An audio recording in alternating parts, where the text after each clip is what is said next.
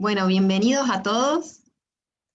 Hoy vamos a dar inicio a nuestra segunda charla dentro del segundo ciclo webinar en fauna marina. Somos el Grupo Fauna de la Universidad Católica de Córdoba y estamos conformados por estudiantes de medicina veterinaria. Somos apasionados de la naturaleza y estamos comprometidos con la conservación. Dentro de este rol, hoy veremos sobre el Centro de Rescate y Rehabilitación Fundación Mundo Marino, el cual está a cargo del médico veterinario Juan Pablo Loureiro, especialista en reproducción animal, director técnico en el Parque Educativo Mundo Marino, Fundación Mundo Marino, y docente de la materia de Biología, Medicina y Conservación de Fauna Marina de la Universidad Nacional de La Plata. Nos gustaría agradecer a la Alianza Huaraca por ayudarnos en todo lo relacionado a la difusión y organización. También a la Universidad Católica de Córdoba y a Gabriela Irrazábal por apoyarnos y brindarnos este espacio para poder realizarlo. Y por supuesto a Juan Pablo, que además de ser disertante hoy, colaboró con la organización e hizo que estos ciclos sean posibles. Así que sin más, damos inicio y le damos la palabra a Juan Pablo.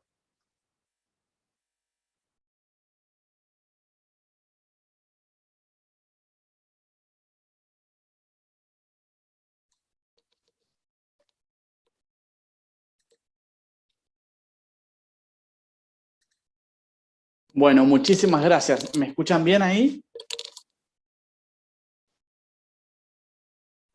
Sí, se escucha perfecto. Bien, bueno, muchísimas gracias. Gracias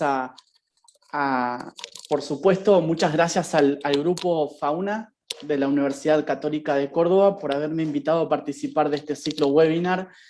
La verdad que estoy muy contento y muy feliz de poder compartir con ustedes una partecita de un gran trabajo que se realiza en Fundación Mundo Marino ya hace mucho tiempo.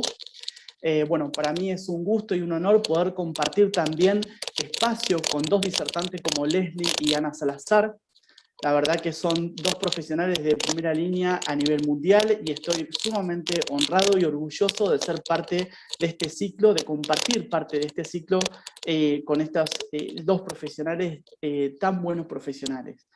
Desde ya muchas gracias a la Universidad Nacional, a la Universidad Católica de Córdoba, a la Universidad Nacional de La Plata por permitirme participar en este espacio, a la Fundación Mundo Marino por permitirme estar aquí también, y por sobre todo un gran aprecio y un gran saludo a la gente de Huaraca que me ha ayudado mucho, nos ha ayudado mucho en poder difundir este espacio, este ciclo webinar en fauna marina a nivel mundial. Desde ya muchísimas gracias a todos los oyentes, son más de 430 oyentes que están participando de este ciclo webinar, y bueno, muchísimas gracias a todos por darme el espacio y el tiempo de ustedes para escuchar el trabajo de nuestra Fundación Mundo Marino.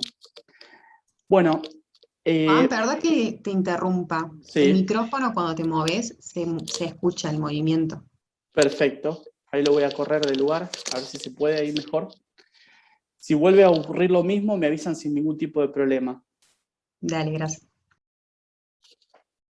Bien, Fundación Mundo Marino es una organización sin fines de lucro, preocupada por la conservación del ambiente, del medio ambiente y principalmente de su fauna. El objetivo primordial es la promoción de actividades culturales, científicas, educativas y técnicas tendientes a colaborar en la asistencia de la fauna marina y la conservación de su entorno natural. Bueno, acá tienen una imagen donde pueden ver dónde estamos ubicados. Nosotros estamos ubicados en Argentina.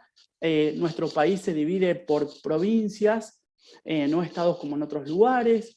Bueno, y en la costa de la provincia de Buenos Aires, en esa pequeña punta que ahora le vamos a marcar, se encuentra nuestra fundación, una ONG sin fines de lucro, como le contábamos recién, que, digamos, recorre todos los días, se ocupa de monitorear un montón de playas y de lugares cerca del litoral marítimo, observando y monitoreando la fauna marina de aquí. Nuestra fundación tiene varias tareas relacionadas a la conservación, relacionadas a la investigación, a la educación y al rescate y la rehabilitación de fauna marina. Vamos a empezar primero por una de ellas, que son las tareas de conservación. tenemos varios proyectos de conservación.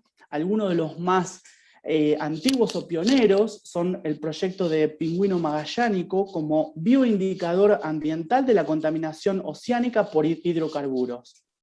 Este proyecto de conservación, nuestra fundación, comienza por aquellas aves que llegaban a Fundación Mundo Marino, a nuestro centro de rescate y rehabilitación, productos de haber sido contaminadas o haber sido atrapadas en las manchas de hidrocarburos que bueno, se encontraban desparramadas en nuestro mar. A partir de ahí se comenzaron a producir, a generar protocolos, a generar material de datos científicos que sirvió para analizar la situación medioambiental que estaba ocurriendo acerca de esta problemática, ¿no? Ocasionada por el hombre. Luego este proyecto que comenzó como abanderado en esta especie, en este pingüino magallánico, se fue extendiendo a las distintas especies de aves marinas y también a las distintas especies de mamíferos y reptiles que llegaban a nuestro centro de rescate y rehabilitación de la Fundación Mundo Marino. Otro proyecto en el cual nosotros trabajamos y tenemos bastante presencia es el proyecto de conservación en tortugas marinas del mar argentino. En un comienzo, se creía que los ejemplares que llegaban a nuestras costas eran ejemplares que venían de alguna manera o enfermos o se los avistaba por una causa, digamos, de ejemplares erráticos, que por alguna causa se perdían del lugar o se desviaban de su lugar natural o normal donde habitaban. Con el correr del tiempo fuimos observando que digamos, la prevalencia de avistaje y la prevalencia de varamiento de estos reptiles era muy frecuente, entonces se comenzaron a estudiar, digamos, todos estos reptiles que se varaban y se podían observar en el mar argentino, en nuestra zona, en determinado tiempo del año, que es la primavera y el verano, y se empezó a observar de que el área de distribución de estos ejemplares no era solamente la zona de Brasil y Caribe, sino que también se lograban, digamos, desplazar hacia nuestro mar, y se pudo determinar de esta manera que el límite sur de distribución, del área de distribución de estos reptiles, eran nuestro mar argentino, en la época de primavera y verano. Otro proyecto en el cual venimos trabajando ya hace mucho tiempo es el proyecto de conservación en delfín franciscana. El proyecto de delfín franciscana, ya hace más de 2 años estamos trabajando en poder salvar o tener acciones en cuidar esta especie que se encuentra gravemente amenazada. El delfín franciscana es un animalito, para aquellos que no lo conocen, y hay más de 17 países que nos están escuchando en este momento. Es una especie de delfín pequeño, un pequeño cetáceo, que habita nuestras costas, también las costas del país de Uruguay y Brasil. Y este delfín tiene una gran amenaza, donde ahora vamos a ver cuáles son las amenazas. Entonces, a partir de esta gran cantidad de amenazas que tiene, que las vamos a enumerar más adelante y las vamos a enunciar y describir, comienza a generarse un proyecto de conservación en relación y en colaboración con un grupo de trabajo que estuvo trabajando ya hace bastante tiempo en la vaquita marina en el Golfo de México. El objetivo de este proyecto de conservación es conservar la especie, pero de una manera anticipada, o sea, anticiparnos al proceso de devastación, de agravio que está sufriendo esta especie. También estamos teniendo acciones a nivel de conservación en el banco en material de germoplasma.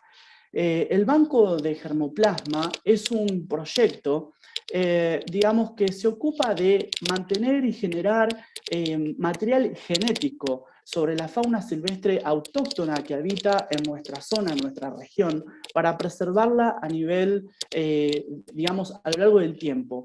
Y genera permanentemente estudios de la biología reproductiva, estudios de la biología, digamos, en general de cada una de las especies que habitan en nuestra región. De esta manera estamos conservando gran cantidad de material genético de las distintas especies que llegan a nuestro centro de rescate y rehabilitación. Otra de las acciones en conservación que estamos teniendo es sobre tiburones. Si bien Mundo Marino tiene una vasta cantidad de años transitados en el manejo de peces y de distintos tipos de peces del litoral marítimo argentino, nosotros estamos trabajando ahora en asociación con distintas entidades como WCS, Wildlife Conservation Society, la Facultad de Ciencias Biológicas de la Universidad Nacional de La Plata. Estamos trabajando con estas instituciones para poder mitigar la sobrepesca del tiburón y algunos tipos de problemas que está teniendo en el medio ambiente, algunas especies de condrictios en nuestra región. Otra de las tareas que lleva a cabo Fundación Mundo Marino es la investigación. Todos sabemos que la investigación no es algo fácil, es algo complejo, es algo que tiene un gran costo, y la investigación en nuestro país siempre ha generado, digamos, un talón de Aquiles, digamos, desde lo dificultoso que es generar y trabajar en investigación. Nosotros, si bien no trabajamos directamente en la investigación, estar permanentemente teniendo equipos de investigación y realizándola en nuestro parque, hemos generado de manera estratégica a lo largo de estos años distintos convenios, distintos equipos de trabajo para asociarnos a estos distintos, a distintas instituciones, a distintos institutos de investigación y generar investigación desde nuestro centro de rescate y rehabilitación. Muchos han sido los trabajos de investigación que se han llevado a cabo en Fundación Mundo Marino desde ya hace varios años. Hemos trabajado en sonido, hemos trabajado en sonidos de cetáceo, hemos trabajado en microbiología, hemos trabajado en virología en general, hemos trabajado, por ejemplo, en colocar rastreadores satelitales para la conservación de tortugas marinas. Esto nos ha permitido investigar sobre el área de distribución de las tortugas y poder ver en qué regiones se encuentran y se desplazan estos animalitos. Lo hemos hecho en relación con algunas instituciones como INIDEP, el CONICET Argentina y distintas universidades de nuestro país y del exterior. También hemos trabajado en colocar rastreadores satelitales, por ejemplo, en lobos marinos de 2 pelos, para ver su área de distribución.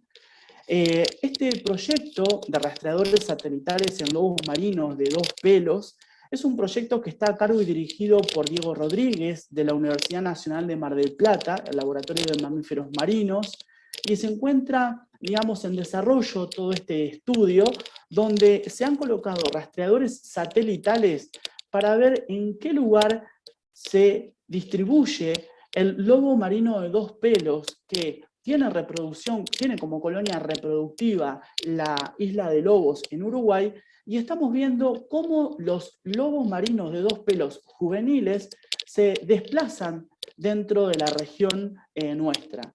Una de las observaciones que se pudo hacer es que estos animalitos se quedan durante un largo tiempo en el periodo de desarrollo de estos animales, de crecimiento, dentro de la bahía de San Borombón.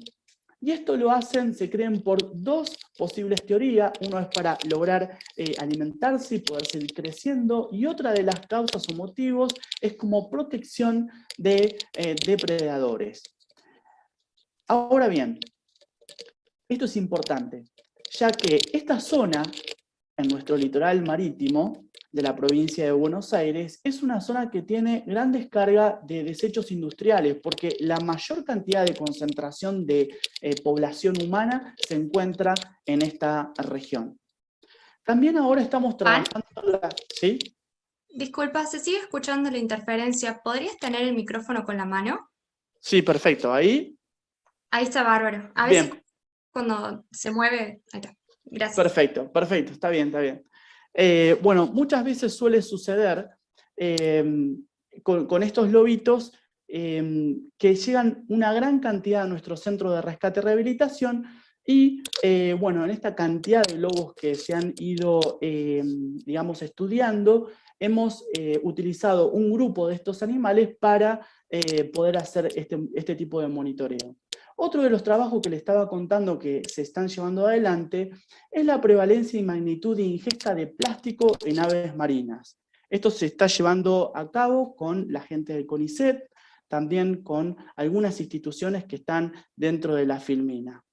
También estamos trabajando en contaminantes medioambientales como POS y metales pesados y parásitos en relación con la Universidad Nacional de La Plata, con el Centro de Estudios Parasitológicos y Vectores de esta universidad CEPAVE. Otra de las tareas que hemos realizado es en educación, a través de los que se llaman programas educativos que se dictan en nuestro centro de rescate y rehabilitación y en nuestro parque educativo Mundo Marino. Otra dentro de las tareas de educación son la Fundación Mundo Marino sale a la escuela. En las distintas escuelas de nuestra región se dictan charlas educativas en toda la costa, en todas las escuelas de la costa, para informar a los docentes y niños de nuestra región. Otro de las tareas que se realizan en educación es generar material educativo, póster, flyer, también material de difusión, efemérides ambientales, etc. También estamos trabajando en una campaña de concientización, playas limpias. Esto se hace generalmente en época de verano, donde llega mayor cantidad de turistas a nuestra región, a nuestras playas, y se realizan distintos juegos donde se interaccionan, digamos, el visitante, el turista, con juegos relacionados a poder entender sobre la problemática medioambiental de contaminación. Bien. Otro de los trabajos que estamos llevando adelante en educación son los censos y limpiezas de residuos en playa. Se realizan a lo largo del año distintos censos para ver el tipo de residuo que estamos teniendo en nuestra playa, ver qué tipo de basura se puede recolectar, la cantidad, el tipo. Y lo que se hace, este trabajo se hace en colaboración y, digamos, en ayuda de la comunidad, las escuelas y también el personal de Fundación Mundo Marino y del Parque Educativo Mundo Marino. A lo largo de este tiempo, desde el año 2017 hasta la actualidad, más de 30 estudiantes de veterinaria han venido al sector de sanidad y desarrollo animal a realizar distintas prácticas profesionales, prácticas preprofesionales, prácticas finales orientadas, prácticas veterinarias externas, pasantías y voluntariados en nuestro sector de veterinaria que se llama Sanidad y Desarrollo Animal. También en la Fundación Mundo Marino, en el Centro de Rescate y Rehabilitación de la Fundación Mundo Marino, han llegado mucha cantidad de pasantes y voluntarios a lo largo de estos años, incontable cantidad de voluntarios, a trabajar y aprender sobre las distintas tareas que se realizan en nuestro Centro de Rescate y Rehabilitación de Fauna Marina. Y también en educación, desde el año 2010 estamos dictando una materia que se llama Biología, Medicina y Conservación de Fauna Marina, que se ocupa de formar a profesionales de la medicina veterinaria en las disciplinas de Biología, Medicina y Conservación de Fauna Marina. Esta materia es una materia que se dicta en la Universidad Nacional de La Plata, en la Facultad de Ciencias Veterinarias, tiene un dictado de 40 horas cátedras, bueno, obviamente tiene su examen final, tiene una determinada carga horaria y han participado de esta materia más de 300 alumnos desde el año 2010 hasta la actualidad. Bueno, todas estas acciones que fueron nombradas hasta ahora han podido llevarse a cabo gracias al aporte del Parque Educativo Mundo Marino. Todas las acciones que yo he podido nombrar durante estos 20-30 minutos han sido llevadas a cabo, se han podido llevar a cabo gracias al aporte del Parque Educativo Mundo Marino y más que nada al aporte económico que ha tenido cada uno de los visitantes que participó de un día en nuestro Parque Educativo Mundo Marino. Para que nos conozcan, tenemos dos áreas físicas. Un área física que es el Centro de Investigaciones, que es donde me encuentro actualmente dictando este ciclo webinar, donde se encuentra en este edificio el Departamento de Sanidad y Desarrollo Animal, tenemos el Departamento de Educación Ambiental, los departamentos de conservación, el laboratorio de análisis clínicos, la sala de congelado, la sala de reproducción, etc. Este edificio fue inaugurado en el año 1992. Y otro lugar físico donde se instala la Fundación Mundo Marino es el Centro de Rescate y Rehabilitación de Fauna Marina, donde se llevan a cabo todas las tareas de rescate y de rehabilitación en la fauna marina que llega a las costas bonaerenses. ¿Cuáles son los animales que llegan al Centro de Rescate y Rehabilitación? ¿Qué especies llegan? Bueno, dentro de los pinípedos tenemos tres especies muy frecuentes, como el lobo marino de un pelo, el lobo marino de dos pelos, el elefante marino del sur, y bueno, las diferentes causas por las cuales llegan a nuestro Centro de Rescate y Rehabilitación es la basura, la desnutrición, la anemia, golpes, herida, mudas, descanso. Por todos estos motivos llegan distinta cantidad de animales a nuestro Centro de Rescate y Rehabilitación, distintos pinípedos. También llegan reptiles como tortuga verde, tortuga cabezona, tortuga laúd, y la causa por la que estos animales llegan a nuestro Centro de Rescate y Rehabilitación es la ingesta de basura, las redes de pesca, los golpes, heridas, que frecuentemente se producen en nuestro centro, en nuestro litoral marítimo. Acá tenemos una filmina donde se puede visualizar todos los tipos de basuras que se encuentran en el interior de una tortuga marina. También llegan aves marinas a nuestro Centro de Rescate y Rehabilitación, petreles, albatros, gaviotas de ceja negra, etc. Y los motivos por los cuales estos animales varan y llegan a nuestro Centro de Rescate y Rehabilitación es la basura, la falta de alimento, golpes, heridas, entre tantas cosas. Hicimos un apartado especial para los pingüinos. Los pingüinos llegan a nuestro Centro de Rescate y Rehabilitación. El que mayor número llega es el pingüino magallánicos, Cephenicus magallánicus, y hay otras especies de pingüinos que también suelen llegar a nuestro Centro de Rescate y Rehabilitación, como el pingüino penacho amarillo y el pingüino rey. La verdad que estas especies son muy bonitas. Las causas por las que estos animalitos llegan a nuestro Centro de Rescate y Rehabilitación son la basura, la desnutrición, los golpes, heridas, muda, descanso, etc. Obviamente hay más causas como distintas enfermedades medioambientales que se encuentran en el medio ambiente y bueno, y por ese motivo llegan también a nuestro Centro de Rescate y Rehabilitación. Bueno, uno de las causas de arribo a nuestro Centro de Rescate y Rehabilitación es el petróleo. De acá, de esta problemática medioambiental, comienza a realizarse un proyecto de conservación que se los nombraba en el principio de la presentación esta.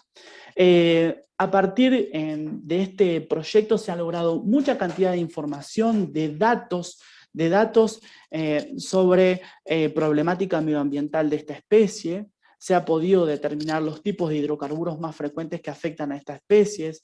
Se ha podido también protocolizar distintos procedimientos para la atención de estos animalitos en Argentina y en el exterior.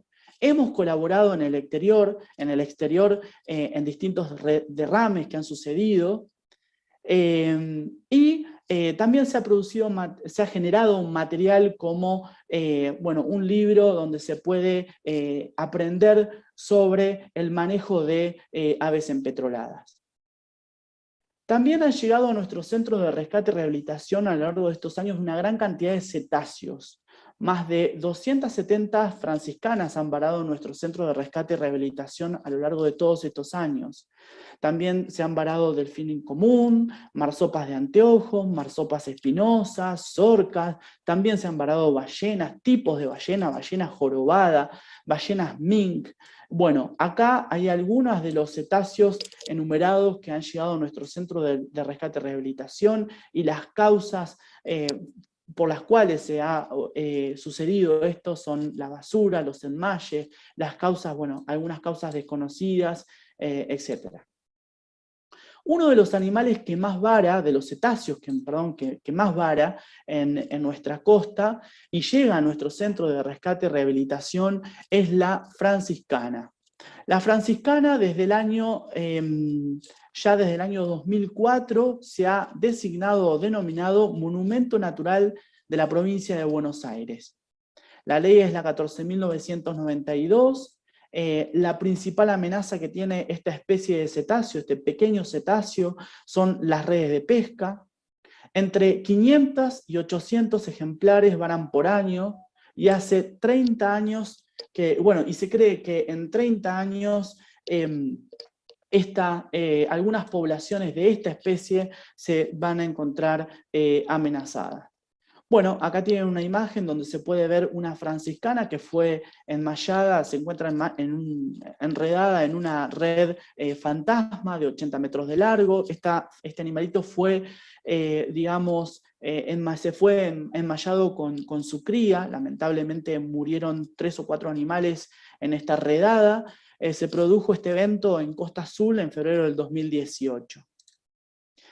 Bueno, la Fundación Mundo Marino por año atiende más de 180 aves marinas, son más de 200 mamíferos marinos, son más de 80 reptiles que atiende a lo largo de todo un año. Y ese ingreso de cada uno de estos animales, cada uno de estos animales son un paciente que hay que atenderlo, hay que asistirlo, tiene, digamos, una legislación que lo regula, que lo controla y que, digamos, lo rige. Por un lado tenemos los mamíferos terrestres, las aves y los reptiles que ingresan a nuestro centro de rescate y rehabilitación son regulados por la ley 12.238. Y la autoridad de aplicación es Fauna y Flora en la provincia de Buenos Aires, dependiente del Ministerio de Asuntos Agrarios de la provincia de Buenos Aires. Por otro lado, tenemos otro organismo que nos controla cuando ingresa un mamífero marino como un cetáceo o un pinípedo, que es la ley 11.000, es a través de la ley 11.477, y es la Dirección Provincial de Pesca, provincia de Buenos Aires. Entonces, ¿qué se hace con ese animal que ingresa a nuestro centro de rescate y rehabilitación? Bueno, primero se le da un ingreso en un libro de acta. Debemos ser muy ordenados cuando ingresa un ejemplar varado en nuestra costa a nuestro centro de rescate y rehabilitación.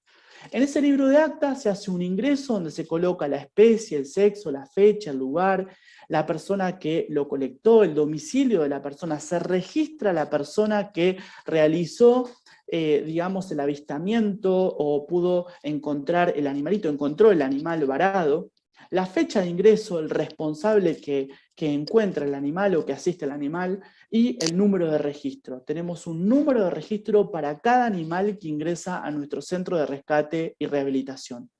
Una vez que ingresa, el animal atraviesa todo un periodo de rehabilitación. Si el animal lo logra felizmente, se hace en el mismo libro de acta, se coloca el segmento de egreso, donde se debe colocar los datos tales como día, hora, lugar, alta médica y el responsable de dar alta médica, que siempre está a cargo de un veterinario y un biólogo. Y en tal caso que existe un deceso, que suele ser frecuente, bueno, se debe anotar el día, la hora, el lugar, la necropsia, el responsable de necropsia y el destino del cuerpo, la disposición final de este cuerpo. Bueno, ahora sí, vamos a pasar a algo que a los veterinarios siempre les llama un poquito más la atención. El objetivo de esta charla, obviamente, es, como lo nombramos dentro del desarrollo, tiene el objetivo de aprender sobre diferentes centros de conservación y rehabilitación de fauna marina en el mundo. Y dentro de ese objetivo que tiene este ciclo webinar, tiene el objetivo de conocer los desafíos más frecuentes a los que se enfrenta un médico veterinario. Bueno, los desafíos más frecuentes son varios, pero son en general los casos clínicos Y para hablar un poquito de casos clínicos y que los veterinarios puedan entender, y también aquellos que no son veterinarios puedan entender, vamos a ir utilizando un vocabulario un poquito más técnico por momentos, y por momentos va a ser un vocabulario un poco más simple. El objetivo de esto y lo importante de esto es que todos puedan entender la charla y puedan comprender sobre lo que estamos hablando durante esta disertación. Bueno, el primer caso clínico que vamos a hablar, voy a utilizar una especie que es mi especie favorita, es el lobo marino de 2 pelos, lobo sudamericano, Arthrocephalus australis.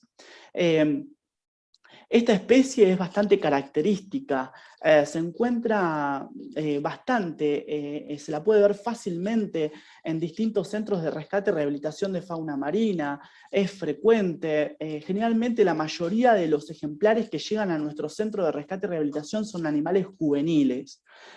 ¿Cómo los podemos identificar? Bueno, tienen vibrisas largas de coloración clara, tienen un hocico bien puntiagudo, orejas puntiagudas, tienen un doble manto de pelo, en la coloración del pecho es un poquito más claro, tienen un doble manto, como les contaba, con un pelo largo y un pelo corto, por eso la denominación de lobo marino de 2 pelos. Tiene un área de distribución en el sur de Brasil, costas de Uruguay, costas de la República Argentina, Islas Malvinas, sur de Chile, norte de Chile, con una franja donde no se lo puede encontrar, y el sur de Perú, con algunos varamientos en la costa, en el centro de la costa de Brasil y en el centro de la costa de Ecuador, por ejemplo. Se ha podido, digamos, evidenciar algunos ejemplares que han varado en estos lugares. Pero su área de distribución es la que recién les contaba. Ellos generalmente se organizan en colonias reproductivas. La colonia reproductiva más cerca de nuestra fundación es la colonia de la isla de Lobos, en Uruguay. Y bueno, lo que nosotros estamos notando es que gran cantidad de animales juveniles llegan a nuestro centro de rescate y rehabilitación provenientes de esta colonia reproductiva. Bueno, ¿y qué vamos a hablar? Hoy vamos a hablar de algo que es importante a tener en cuenta todos los veterinarios y también todos los técnicos que trabajan con fauna marina. También todos los biólogos que se van a dedicar al estudio de la fauna marina y también todos aquellos que se encuentran relacionados al estudio de toda la fauna marina. Bueno, y es la tuberculosis. La tuberculosis es una enfermedad muy antigua, una enfermedad que se conoce ya hace mucho tiempo. Hay registros, les diría que casi de textos antiquísimos, donde se describe esta patología en humanos. El 13% de la población humana padece tuberculosis, y es una enfermedad reemergente, ya que algunas enfermedades de inmunodepresión, como el virus del HIV, ha permitido que esta enfermedad en el hombre reaparezca de manera más frecuente. La tuberculosis es una enfermedad que afecta a muchas especies de animales, es muy llamativo, y bueno, nuestro centro de rescate y rehabilitación, a través de equipos de investigación, pudo diagnosticar la presencia de tuberculosis en pinípedos. Tenemos el primer registro, junto con el primer reporte de registro, junto con gente de Nueva Zelanda, de esta enfermedad, y hemos podido tipificar un nuevo tipo de Mycobacterium, el Mycobacterium pinnipedi. Bueno, ¿cómo se diagnostica la tuberculosis en mamíferos marinos? Más que nada en pinípedos. Bueno, es bastante complejo, no es algo fácil. Existe un plan general en el cual nosotros utilizamos para poder llegar al diagnóstico de esta enfermedad. Vamos a tomar como base a esta especie, porque es más fácil para que todos nos podamos dar cuenta cómo se hace o cómo se puede lograr. Y el plan diagnóstico en general, yo les voy a dar como puntos generales para poder llegar y consideraciones generales para poder llegar al diagnóstico. Lo primero es un diagnóstico clínico. Bueno, en general lo que se observan son animales con bajo peso, con disnea, se puede ver un animal que tose, se puede ver animales que son, digamos, de característica congestiva en la respiración, una tos que es productiva, y es bastante particular, digamos, y llamativo que la mayor cantidad de animales que son afectados por la tuberculosis el pinípedo son animales adultos. Si hacemos radiografías, es difícil de poder ver en la radiografía las lesiones por tuberculosis como pasa en otras especies. En otras especies es mucho más fácil. Y algunas características anatómicas para que ustedes puedan entender cómo es el respiratorio de estos animales es, bueno, presenta un pulmón derecho, un pulmón izquierdo. El pulmón derecho se encuentra dividido en 4 lóbulos: un lóbulo craneal, un lóbulo medio, un lóbulo caudal y un lóbulo accesorio. Un pulmón izquierdo que se encuentra dividido en 2 lóbulos, un lóbulo craneal y un lóbulo caudal, y el lóbulo craneal se encuentra interrumpido por una pequeña cisura de disposición bien craneal. Una de las características del aparato respiratorio de esta especie es que su tráquea tiene una división temprana en bronquio derecho y bronquio izquierdo. Esto es importante para aquellas personas que hacen anestesia, se lo pongo como un dato de color. Ya que antes de ingresar al tórax, la tráquea se divide en bronquio derecho y bronquio izquierdo. ¿Qué es lo que sucede acá? La presentación o la mayor presentación, ustedes saben que la tuberculosis tiene como tipos de presentaciones, puede ser miliar, puede ser respiratoria, digestiva, etc. La presentación en estas especies es mayormente respiratoria en la tuberculosis. Una de las técnicas que se puede utilizar es el hisopado nasal. Hemos realizado hisopado nasal en esta especie para ver el bacilo de Koch, el bacilo ácido alcohol resistente. Es muy difícil poder diagnosticar tuberculosis a través de la baciloscopía como sucede en los humanos. En los humanos, si queremos saber si tenemos tuberculosis, uno de los métodos es cuando se transita la sintomatología clínica, se escupe durante 3 días y se hace una prueba de lo que se llama la baciloscopía para poder detectar el bacilo de Koch, para poder detectar el bacilo ácido alcohol resistente. Y bueno, en estos animales no se puede lograr identificar a través del hisopado nasal este bacilo. Los medios de cultivos que se utilizan para el Mycobacterium tuberculosis, el Mycobacterium pinnipedi, son medios muy ricos, con mucha energía. Son el medio Lowenstein-Jensen y el medio Stonebrick. Y tiene un patrón de crecimiento muy lento, tarda 45 a 50 días poder desarrollar colonias, este tipo de Mycobacterium. Una de las pruebas que se ha utilizado para poder saber si un animalito tiene tuberculosis es la prueba intradérmica, la PPD. Se ha utilizado la prueba de PPD purificada de aviar y otros tipos de PPD que se han desarrollado, sintética y no sintética, en los pliegues cervical y en los pliegues, como se puede ver acá, interescapular. Y que sea reactivo no quiere decir que tenga tuberculosis. Y se ha podido ver que a veces no reacciona y sin embargo hay animales que han tenido tuberculosis.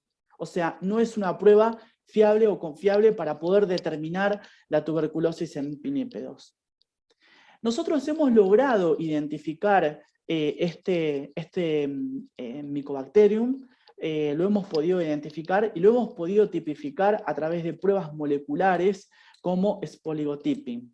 Es alguna de las pruebas que se utilizaron para poder identificar y dar la nueva denominación a este Mycobacterium que pertenece al complejo tuberculosis. Bueno, Otro pantallazo general del cual vamos a hablar es, es un caso clínico relacionado al pingüino de Magallanes. Los pingüinos de Magallanes son una especie muy típica de nuestra zona. Es el ave marina que más se vara junto con las gaviotas cocinera, por ejemplo. Bueno, tiene una coloración negra en el dorso, una coloración blanca en el pecho, tiene una franja blanca alrededor de todo lo que es el cráneo y cabeza. Bueno, es un animalito muy típico de nuestra zona. Van a poder ver que tiene una ruta migratoria por acá, por provincia de Buenos Aires. Una de las principales amenazas que tiene es, digamos, la problemática de hidrocarburo, y habita, bueno, todo lo que es sur de Brasil, Uruguay, Argentina, Chile, parte de Perú, sur de Perú. Y hoy vamos a hablar de una enfermedad que es bastante frecuente en estos animalitos, que es la aspergilosis. Vamos a ver que los animales que llegan a nuestro centro de rescate y rehabilitación llegan con bajo peso, decaimiento, un cuadro de disnea y vómito. Los signos clínicos que yo les estoy nombrando son signos clínicos bastante inespecíficos. Y en general llegan animales con esta característica. Hay otros signos clínicos, pero lo que predomina es eso. Es esto que les pongo acá, ¿no? Que les escribo. Animales bajos de peso, decaídos, con un cuadro de disnea, y generalmente aparece vómito. ¿Cómo podemos llegar al diagnóstico? Es bastante difícil llegar al diagnóstico de la aspergilosis. Generalmente la aspergilosis en estos animalitos se logra ya en el animal muerto. Se pueden realizar rayos X, se puede hacer ecografía, se puede hacer endoscopía o fibroscopía y lavado traqueobronquial. En la radiografía suele verse imágenes compatibles con unas especies de lesiones circulares a nivel de los sacos aéreos, dentro de la cavidad celómica. Pero es bastante complejo. En la ecografía es difícil, hay que tener el transductor correcto para aves, y es bastante complejo de poder encontrar una lesión a través de la ecografía. La endoscopía funciona en la fibroscopía realizada en cavidad celómica, viendo lesiones en los sacos aéreos que ahora se las vamos a mostrar cómo son. Y en el lavado traqueobronquial, nosotros hemos realizado lavado traqueobronquial, donde colocamos 5 centímetros de solución fisiológica estéril, recuperamos 2 centímetros de esta solución fisiológica, todo bajo anestesia, ¿no?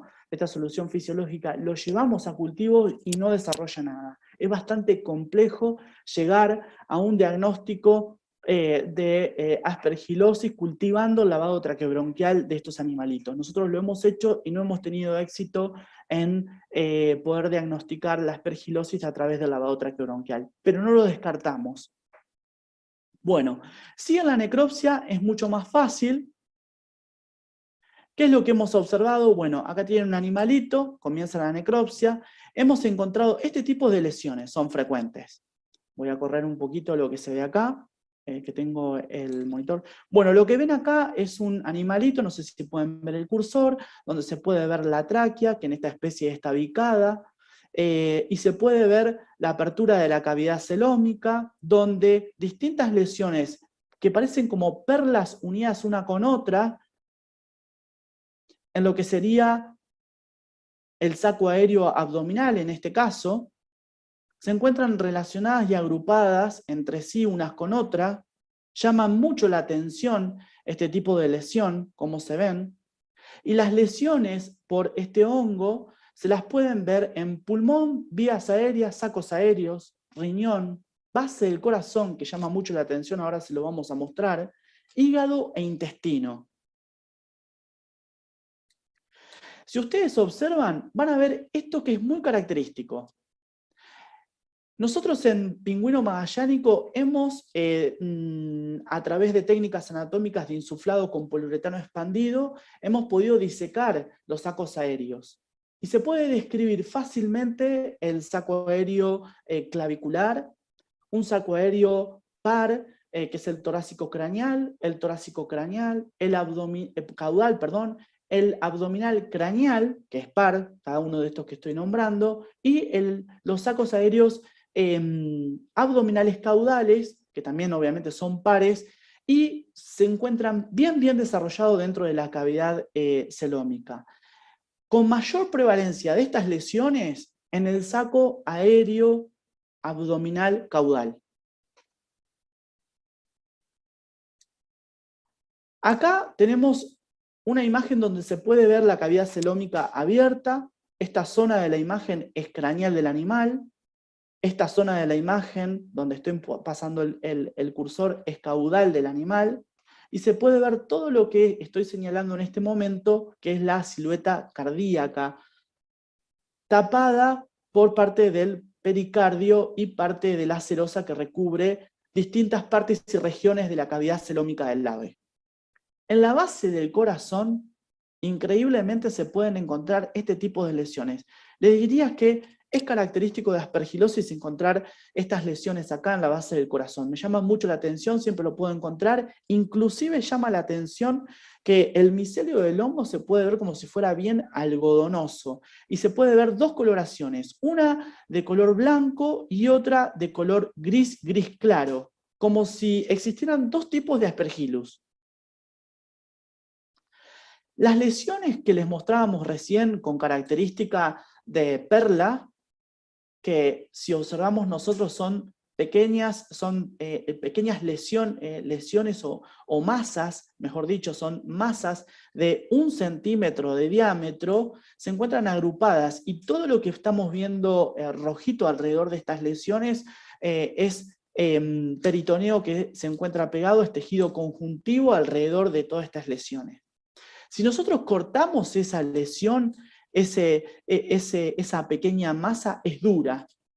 Y si hacemos un cultivo de esa masa, que es dura, lo vuelvo a repetir, de color blanco, amarillo suave, vamos a observar, ¿no?, que si lo ponemos en un medio de cultivo, desarrolla el hongo Aspergillus. Nosotros lo que hacemos una vez que encontramos estas lesiones dentro de la cavidad celómica del animal, en todos estos órganos que les nombramos y con toda esta característica, nosotros generalmente lo que hacemos para poder llegar al diagnóstico es sembrar en este agar saburó glucosado, que tiene una característica de estar combinado con cloranfenicol, un antibiótico para inhibir algún tipo de patógenos específicos.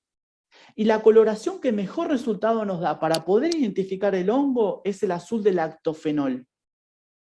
Esto es una enfermedad, la aspergilosis, bastante frecuente en pingüinos magallánicos en los centros de rescate y rehabilitación. Me he conectado con algunos profesionales, colegas de otros centros de rescate y rehabilitación, como por ejemplo Luciano Lazala de Bahía Blanca, y ellos han podido detectar el mismo problema. También gente de Socobioma me ha comentado que tiene esta problemática de aspergilosis en sus animales que llegan al centro de rescate y rehabilitación. Bueno, acá lo que se puede ver, una vez que hacemos sembramos el órgano en este medio de cultivo, lo que podemos ver es el desarrollo, ¿no?, del micelio de fructificación de este hongo.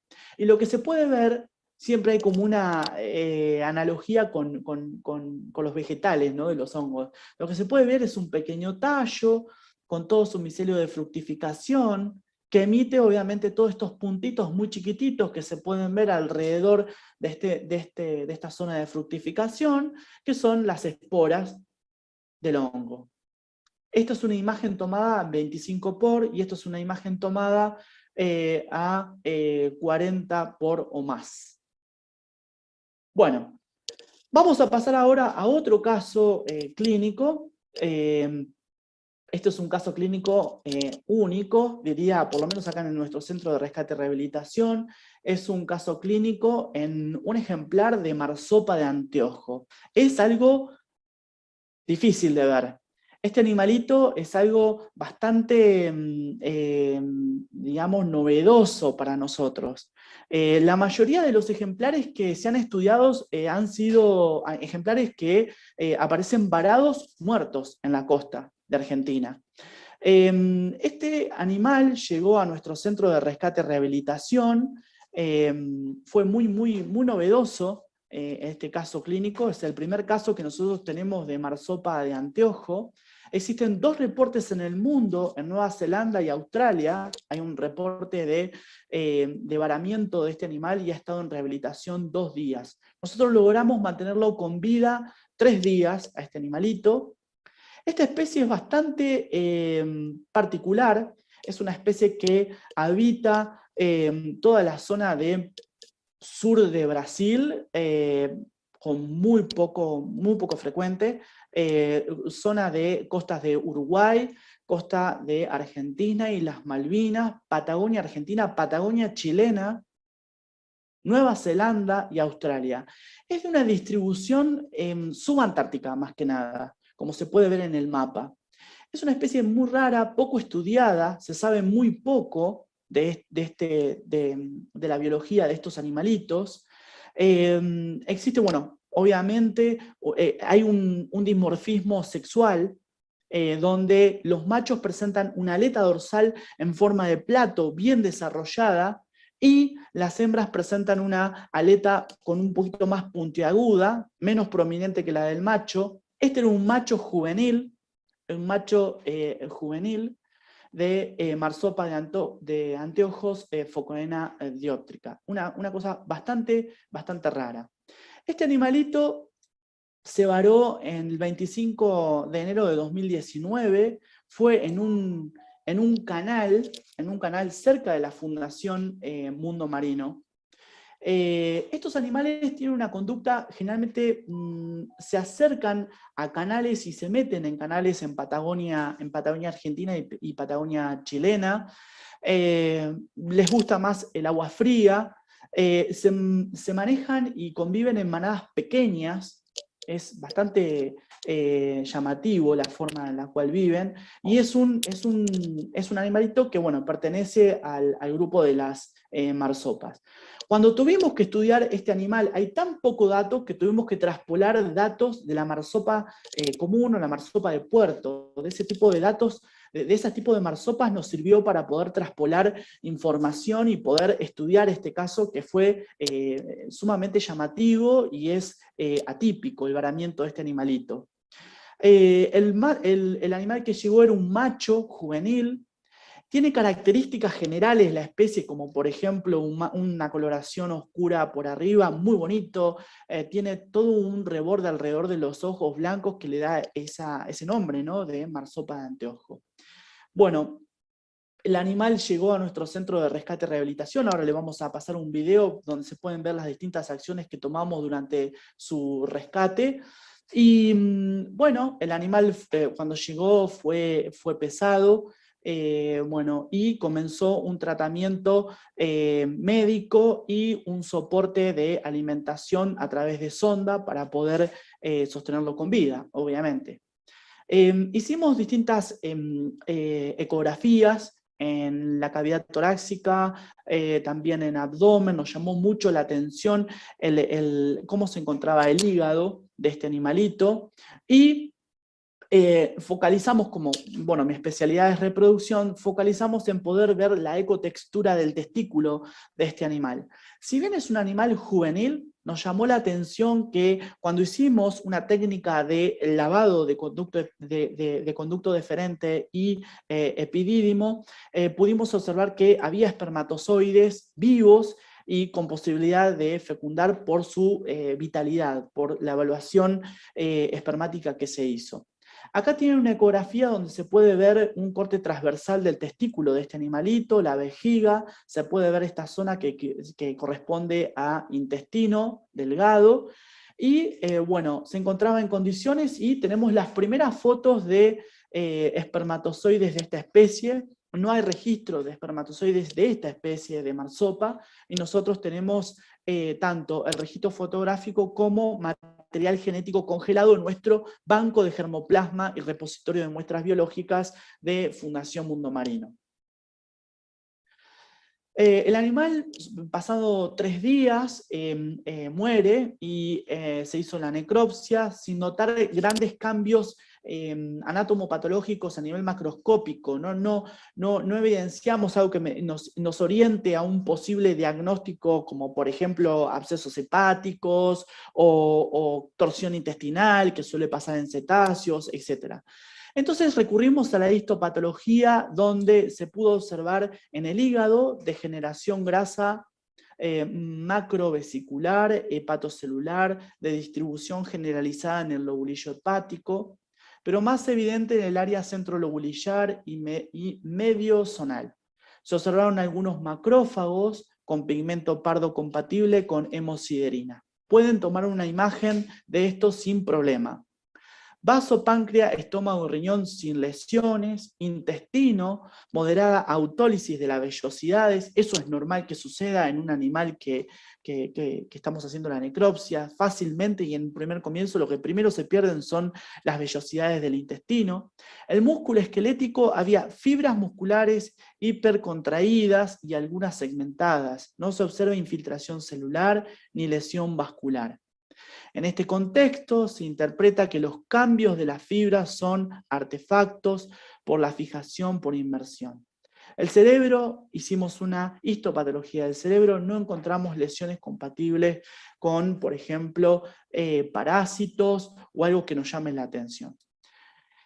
Bueno, es un caso bastante llamativo, aprendimos muchísimo de este ejemplar, arrojó una gran cantidad de datos. Pudimos recolectar datos de hematología, hemograma completo, bioquímica completa, y les vuelvo a contar que utilizamos como datos de referencia a los datos que nos arrojaron algunos papers de marsopa común. Bueno, acá en este siguiente video le vamos a mostrar algunas imágenes de cómo fue todo el proceso digamos, de varamiento del animalito. El animal estaba en estas especies de canales, cerca de la Fundación Mundo Marino. Se lo colocó en una camioneta con colchoneta. Ahí pueden ver cómo se colocan todas las toallas húmedas para poder trasladarlos, y se los trasladó al Centro de Rescate y Rehabilitación de la Fundación Mundo Marino, donde fue atendido. Se tomaron muestras de sangre, se tomaron muestras de fluido respiratorio, se tomaron muestras de contenido gástrico, se tomaron muestras de materia fecal. El animal fue pesado y luego fue asistido durante 3 días consecutivos dentro de las piscinas de nuestra fundación.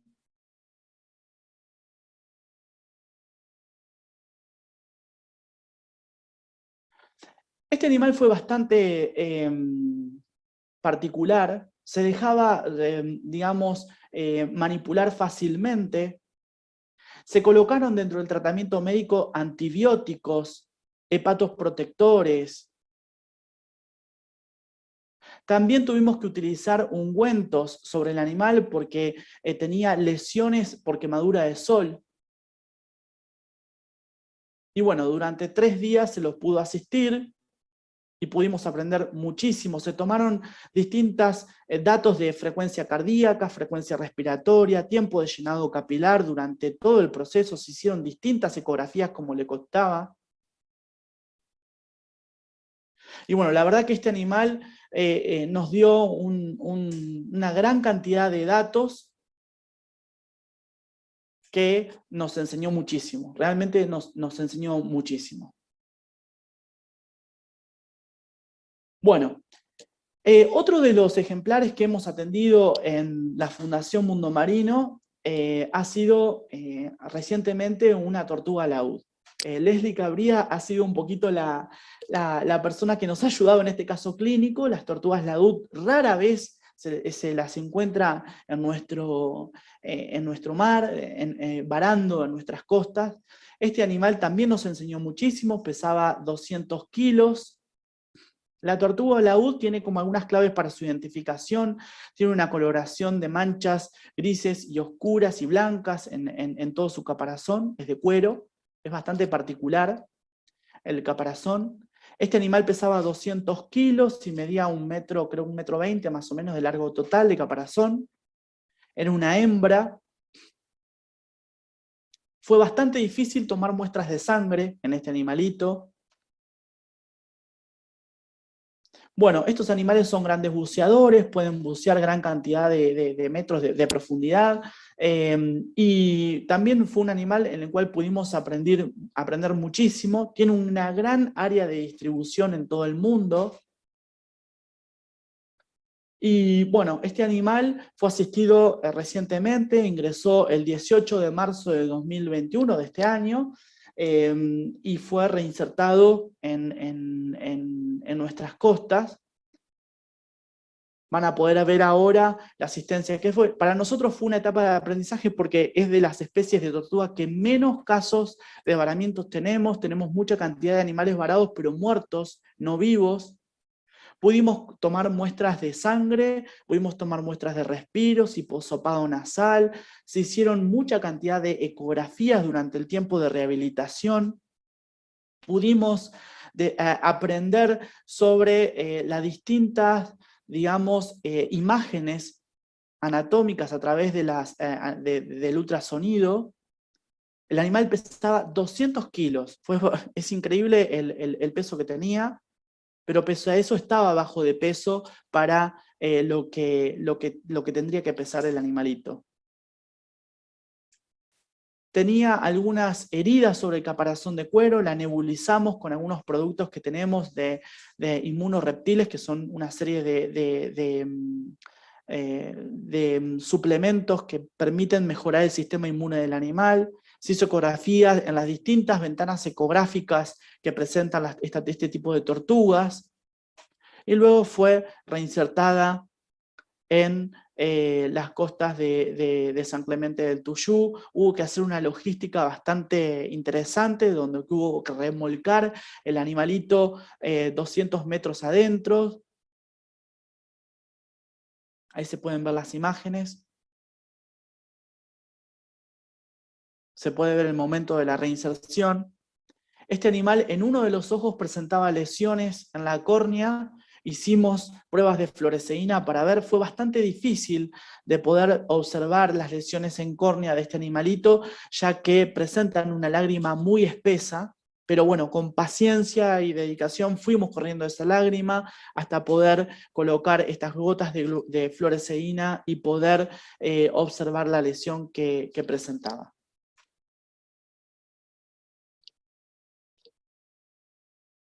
Bueno, más o menos esto es un paneo de casos clínicos en los cuales nosotros trabajamos aquí en Fundación Mundo Marino. Desde ya, muchísimas gracias por el tiempo dedicado. Por ahí fui un poquito ligero y apurado en la presentación, les pido disculpas si algo no se entendió por la velocidad. La idea era mostrar un pantallazo general de algunos casos clínicos que llegan a nuestro centro de rescate y rehabilitación y como veterinarios tenemos que asistir. Y también aprovechar esta ocasión para contarles en qué y cómo estamos trabajando en Fundación Mundo Marino. Desde ya les dejo mis contactos de correo electrónico y WhatsApp, sin ningún problema pueden consultarme. Y bueno, espero atentamente cualquier tipo de preguntas ahora que quieran hacer sobre la exposición. Bueno, excelente. Siento que hablo por todos diciendo que la charla fue fascinante y bueno, ahora vamos a empezar a leer las preguntas. La primera pregunta es de Evelyn Reitano. Dice, hola, buenas tardes. La pesca de cartilaginosos está prohibida ya que están en peligro de extinción, ¿verdad? En muchos lugares del Partido de la Costa se ve que se venden y la duda es si hay alguna entidad donde se pueda denunciar o cómo se recomienda proceder. ¿Hay algo que se pueda hacer? Sí, Son muchos los tipos de condrictios que tenemos en provincia de Buenos Aires. Algunos de los condrictios que habitan nuestra provincia, las costas de nuestra provincia, tienen un grado mayor y menor digamos, de amenaza, ¿no? de la especie. Algunos no tienen grado de amenaza y se pueden capturar sin ningún tipo de problema. Pero podemos enviarle la información de cuáles son las especies que están amenazadas, de cuáles son las especies que sí es necesario cuidar, y se lo podemos pasar por correo electrónico sin ningún tipo de problema. Excelente. Después hay otra consulta que preguntan por dónde se haría la extracción de sangre en una tortuga laúd. Bueno, buenísima la pregunta. Me gustaría saberlo. A nosotros, soy honesto, a mí me costó bastante. Karina Álvarez es bióloga en Fundación Mundo Marino ya hace muchos años, y su especialidad es tortugas marinas. Y a Cari y a mí nos costó bastante poder obtener muestras de sangre. De los lugares descriptos en la bibliografía para la extracción de sangre en tortuga laúd, describe un vaso venoso a nivel de la cola del animalito, de las vértebras caudales. De ahí pudimos obtener muestra de sangre. También describe la bibliografía un seno venoso cervical, de la cual nosotros no pudimos lograr una muestra de sangre. Y la bibliografía también describe una vena poplitea, sería en ventral o en la zona palmar de la aleta pelviana. Ahí sí nosotros pudimos lograr nuestra primera muestra de sangre. Es bastante complejo, logramos todos los días una pequeña muestra de sangre. Ojo, yo tengo por lo menos, poca experiencia en tomar muestras de sangre en tortuga laúd. Pero nosotros pudimos sacar sangre, obtener la muestra de estos dos vasos venosos. En la vena poplitea, en el miembro pelviano, y en un vaso venoso a nivel de la cola, ¿no?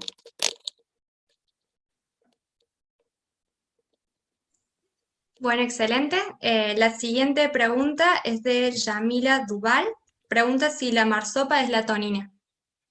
No, la marsopa, la tonina, hay una cuestión. La tonina en nuestra región es el delfín nariz de botella, en nuestra región.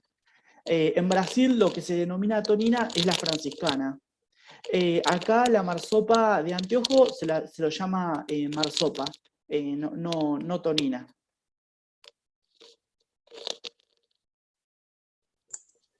Excelente. La siguiente pregunta es de Eric Boeri Pastén y pregunta si han asistido ballenas en el centro. Sí, en varamientos sí hemos asistido ballenas. Para el caso de los cetáceos, nosotros tenemos, digamos, alternativas para trabajar. Primero es una atención in situ en el lugar con reflotación. Eso es una posibilidad. Lo segundo es hacer una reflotación del cetáceo, y la tercera posibilidad es hacer una atención dentro del Centro de Rescate y Rehabilitación. Nosotros hemos atendido ballenas MIN dentro de nuestro Centro de Rescate y Rehabilitación. Excelente. Bueno, ahora seguimos con la pregunta de Nancy Arias y dice, ¿tuvieron casos de aspergilosis en otras aves? Si es así, ¿vieron también aspergilomas en la base del corazón? ¿O les parece que esta lesión ocurre con mayor frecuencia en pingüinos? Sí hemos encontrado en otras aves lesiones por Aspergillus. En gaviotas, yo lo he visto por lo menos en gaviotas, pero no encontré lo que dice Nancy. Yo no encontré esta lesión en la base del corazón.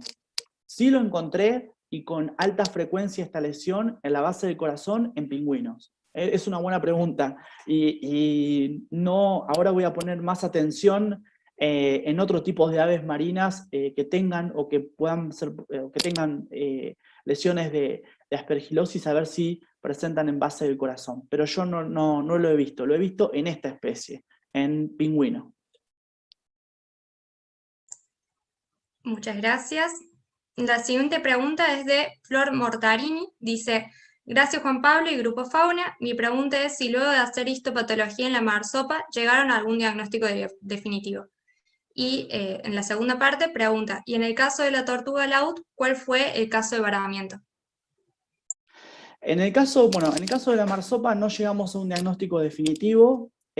Por análisis de sangre, por la histopatología, por la necropsia, nosotros llegamos a un diagnóstico presuntivo de enfermedad hepática. Pero no pudimos determinar si había un agente causal, como por ejemplo virus de la hepatitis, que suelen sufrir mamíferos marinos. No pudimos saber si un agente causal, pero por un montón de datos sospechamos de una enfermedad hepática, por la histopatología, por la necropsia, por los datos y valores de sangre, es por donde nosotros aproximamos el diagnóstico a una enfermedad hepática en la marsopa. Para el caso de la tortuga laúd, no recuerdo cómo es la pregunta. Dice, y en el caso de la tortuga laúd, ¿cuál fue la causa del varamiento? La causa del varamiento. Un animal con deshidratación y baja de peso seguro, bajo de peso y deshidratación. Hasta el momento podemos estimar que fue la causa de varamiento. Y, por supuesto, lesiones en distintas partes del cuerpo, que puede haber sido por alguna malla o por alguna embarcación o algo por el estilo, o un animal, un depredador. Pero más o menos fueron 3 cosas que pudimos estimar. Fantástico. Otra de las preguntas es si han tenido casos de coccidios en aves marinas. Sí, le podríamos enviar bibliografía de eso. Sí, hay algunas cosas que se han podido ver. Sí, le podemos enviar algo de eso. Que me escriban al correo electrónico y le compartimos una información. Fantástico. Bueno, ahí muchos agradecen y creo que una pregunta que muchas personas tienen y nosotros también es si existe la posibilidad de hacer voluntariados o pasantías en el centro. Sí existe. Nosotros recibimos mucha cantidad de estudiantes.